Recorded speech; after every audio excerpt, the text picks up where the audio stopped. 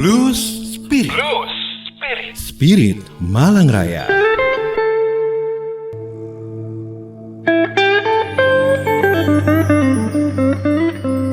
Blues Spirit sesi 35.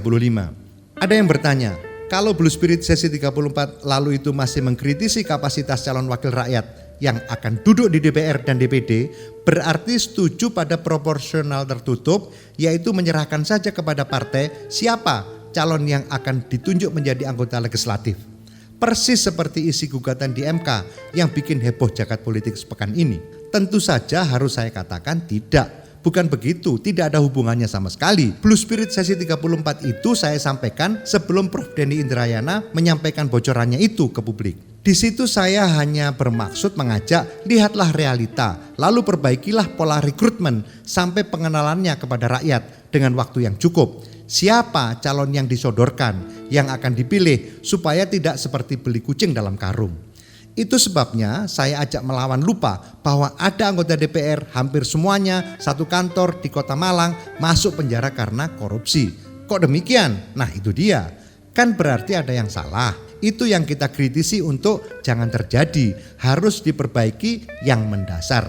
Kalau ajakan itu lalu ternyata terkait erat dengan sinyalemen Prof. Denny yang katanya dapat informasi terpercaya bahwa MK akan memutus mengabulkan gugatan 6 orang yang meminta pemilu 2024 menggunakan sistem proporsional tertutup, itu tidak ada hubungannya. MK sendiri akhir Mei kemarin baru saja membuat simpulan masing-masing hakim yang terdiri dari 9 orang itu. Prosesnya masih akan dibahas oleh para hakim yang mengadili tadi itu dan lalu baru dibuat putusan. Tahap akhir itu belum dilakukan, belum jelas juga kapan, belum dijadwal. Berarti belum ada putusan. Mestinya tidak boleh dan juga tidak bisa bocor. Lah kok Prof. Denny sudah dapat bocoran yang disebutnya informasi kredibel itu? Kita dengar dari Prof. Denny sendiri penjelasannya begini. 1. Beliau dapat informasi yang tentu saja lalu dipersepsi yang lantas disebutnya informasi kredibel itu. Kedua, beliau ditelepon Ketua DPD RI Lanyala Mataliti tentang kemungkinan adanya putusan MK tentang sistem tertutup itu. Hal itu yang lantas merisaukan, termasuk merisaukan 8 fraksi DPR minus PDIP yang memang setuju tertutup. 8 fraksi itu kumpul, semuanya menyatakan menolak. Kerisauannya adalah proses kan sudah jalan berdasar undang-undang dengan sistem proporsional terbuka. Sekitar 300.000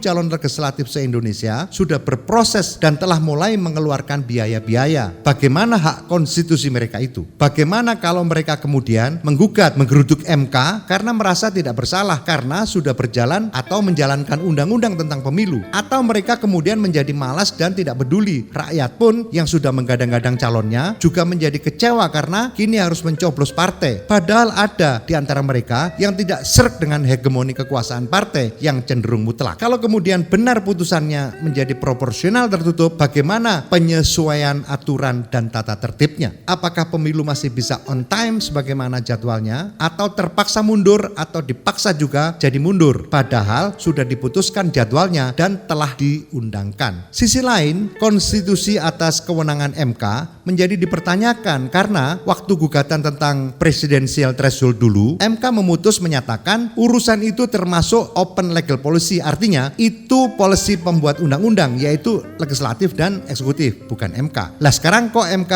tidak konsisten? Bukankah soal proporsional terbuka atau tertutup itu adalah sistem tergolong open legal policy yang kewenangannya ada pada pembuat undang-undang dan bukan norma yang melanggar undang-undang dasar sehingga MK merasa berwenang memutus. Substansi atau hal pokoknya sebenarnya adalah sistem pemilunya nanti tetap proporsional terbuka atau menjadi tertutup. Hal itu masih harus menunggu bagaimana putusan MK nanti, diputus bulan Juni ini atau setelah itu, belum ada jadwal. Tapi eksesnya kini sudah kemana-mana, lebar sekali, termasuk persoalan pembocoran rahasia negara dan berbagai imajinasi lain yang begitu politis. Terhadap semua itu, rakyat pun tentu juga punya persepsi. Tapi rakyat jangan dibingungkan, rakyat jangan ditipu, rakyat punya kekuatan yang tersimpan dan bisa dahsyat sekali ledakannya. Saya Imawan Masuri, founder Arema Media Group, JTV, dan beberapa media di Indonesia.